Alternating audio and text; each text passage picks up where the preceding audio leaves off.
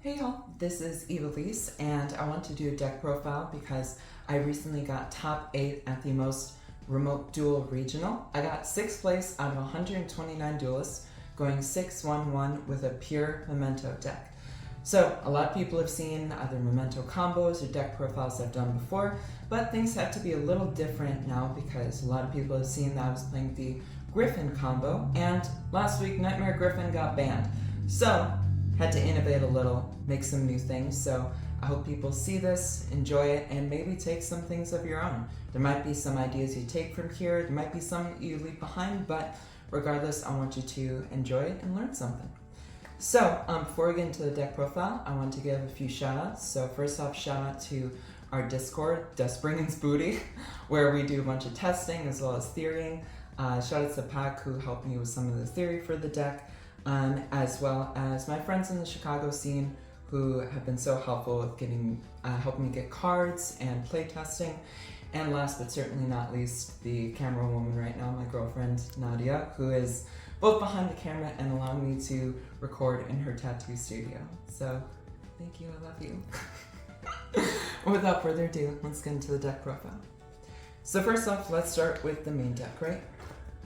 So, first off, we have our 3 Anguich, best starter in the deck for the most part. This card is basically the best one to play around Fualos, but there's another starter that's better at playing around the other 2, which is going to be Memento Darkblade. So a lot of people cut down on Darkblade because they want to cut down on the number of normal summons in the deck. That's pretty understandable generally. But Darkblade is nice because his effect to pop a spell trap comes up all the time, and in simplified game states, he can beat over an SP Little Knight. If he had 50 more attack points, this card would be incredible because then he could beat over Caesar, but beggars can't be choosers, right? So our other starters, 3 Horse. I don't think you really see any profiles where they're not playing 3 Horse because it's basically the best name. And then for our names that aren't 3-ofs, we got 2 Goblin because we play the Goblin Breakout spell. He's a great starter on his own, so you really don't mind it. And you will cry if you draw the Goblin Breakout and you only play 1 Goblin. So play 2. Next, we just have our one-ofs, the Brigade of the Lillands. So Mace does some combos by itself, but you really don't want to draw her under most circumstances. Gaddock, this is a card that basically you only want to see in very specific circumstances, or if you draw Darkblade, because most people know in this deck that you have to hit Ash Blossom or Infinite Impermanence on the horse, the Tatsu no Toshigo. But if you start Darkblade and you have this in hand, you're basically going to be able to get to your Creation King with it being chain blocked by a Gaddock going to graveyard because of your Sleepy. So it's really useful sometimes to be able to draw him, but most of the time you don't want to see him. 1 Sleepy. Some people were playing 2 of this during the time when basically Detonator was the card of the format, but because Detonator is no longer the overpowering card, and I would argue it was always Caesar that was the overpowering card, you really just need to play 1. 1 Akihiran. Basically every build plays this now, so good for recursion, and as long as this guy doesn't get banished, your grind game is infinite. Now the most contentious one is Horn Dragon, which a lot of people have cut at this point, but I think he's so important for a number of reasons. He helps threaten lethal when you're doing access code. Like if you're trying to do that before you get into a Creation King that you summon. He helps make Chaos Angel, which I play in extra, as well as he's perfect for most of the Charmies that you play against. If you go Memento Fusion Chainlink 1 and they go Fualos Chainlink 2, you go ahead and you use your Creation King, you send down this, a Gaddock, and another copy of the Creation King, and you're basically getting like, 6 pops out of that, and still having 4 cards in hand, so this is kind of the key to doing that. And then the big guy, nothing really more to say about the 5k creation. I had, I think, 3 games where creation won me the game by just going over every other monster. So, wonderful card. Then the engine spells. 3 breakout. Basically, it's called by the grave. Phone Party.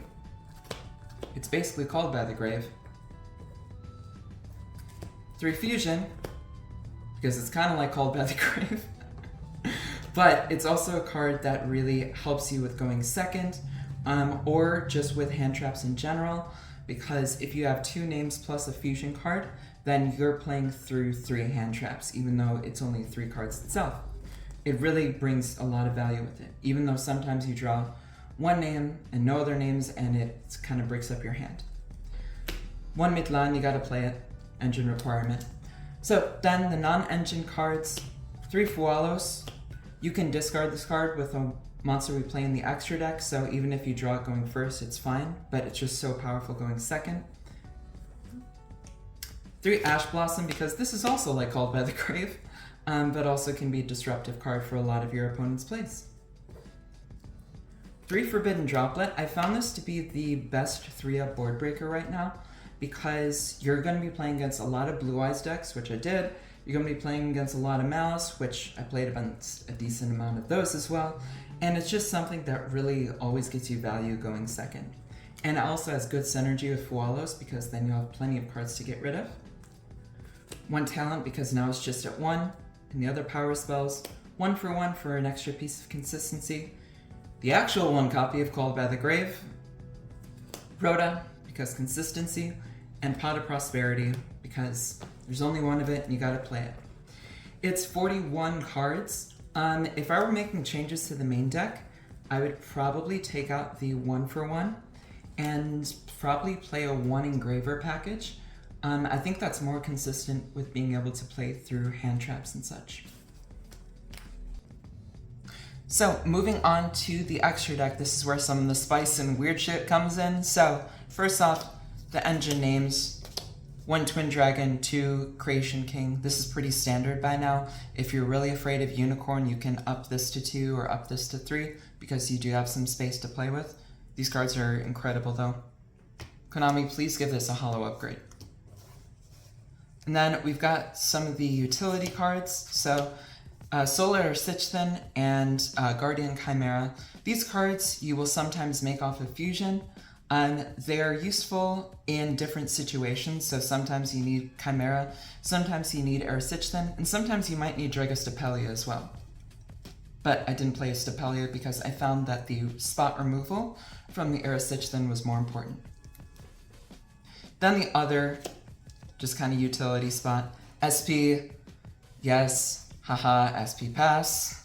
The other utility, Dark, Access Code, Selene, and also Chaos Angel. Chaos Angel most of the time gets cut because you're not playing Horn Dragon, but I made this like 3 times during the tournament and people were never expecting it. It also helps you swing for lethal sometimes, so really great stuff.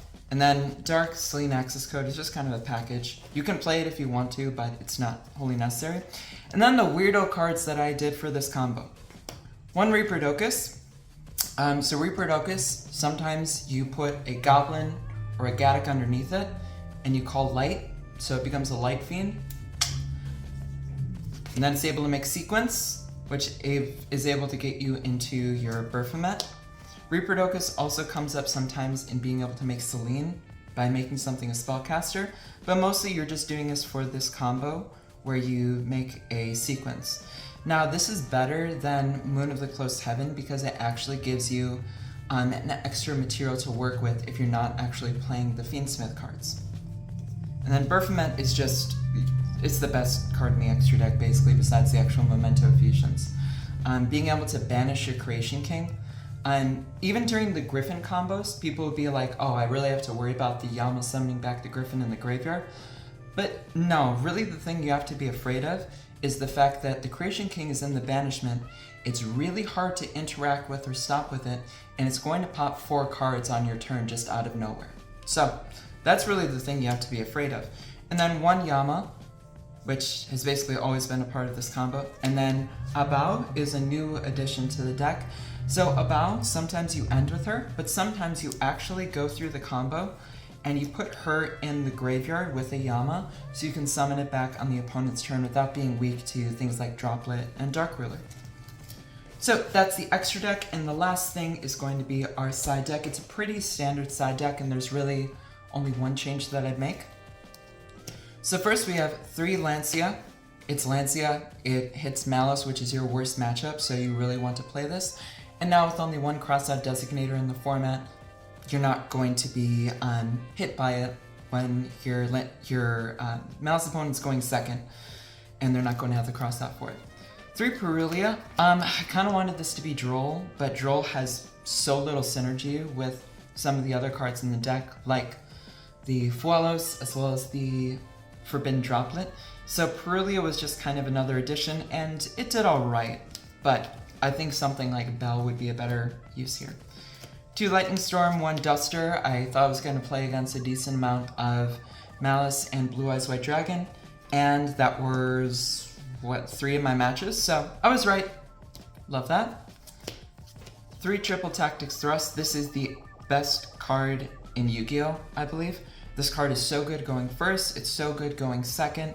It helps you get to those power spells like your Triple Tactics Talents. Sometimes when I'm doing siding patterns, I'll side out of 1, maybe 2 Dark Blades, and because I play Rhoda, I'll keep that in, and I'll keep in 1 for 1, because in certain situations, you may have like a 5-card hand or a 6-card hand of non-engine, and then you just need something to get your play going, and so the thrust sometimes is just used straight up for engine. Then the sets off it. So we've got the Artifact Sanctum for the Lancias. This, along with the 3 Thrust, as well as the 3 Lancia, basically gives you 7 ways to Lancia against Malice, as well as D-Bearer, just because it's good against the Mirror Match, as well as Blue Eyes, as well as basically everything that isn't Malice. And the last card was Fracture Dance. I changed out Red Resonator, which I'd been playing for a while, for the Fracture Dance. Honestly, it didn't really come up, so I think Red Resonator would have been more important in that slot, and it may have changed the outcome of a game. So my matchups real quick were Malice round 1, which I lost and set me on a bad course for the day. Azamina, like a straight up Azamina deck round 2, which was weird, and that's a whole nother story. I played the Mirror in round 3, which was a draw. So I started off the day 1-1-1, which is not great. But it was a really fun Mirror match. The next one was White Forest, which I believe I 2-0'd. Then Blue Eyes White Dragon, which was a 2-0. Bestial Fiendsmith, which I thought it was a Malice deck in game 1. And then game 2, I sided in Lancia. And it was actually a Bestial Fiendsmith deck, so there were no Malice cards. But he was doing this combo where he sent Malicious off of Grand Guignol. So the Lancia worked out, and I ended up winning that game, so happy accidents, as Bob Ross used to say. The next one is Melodious, which I feel so bad for Melodious because they have a miserable time playing against this deck. I don't think I've ever lost to Melodious because they set up that whole wall of monsters where it's like you can't target them, you can't destroy them by battle, you can't destroy them by card effects, and you're like, I have a monster that allows my monsters to attack directly. Fun time. So that was a quick 2-0. And then Blue Eyes Red Dragon for the last round 2. So that ended me 6-1-1 and was 6th place. So I get that cool Muladhara mat too. And yeah, feels good. I haven't topped a regional necessarily in a bit. That was my 3rd invite of the WCQ season. So thank you for watching. I hope this was helpful, informative, or anything else. If you have any questions, please feel free to ask me either here or on Blue Sky, or if you have my Discord, please feel free to hit me up there too. Otherwise, thanks for everything, y'all. Bye!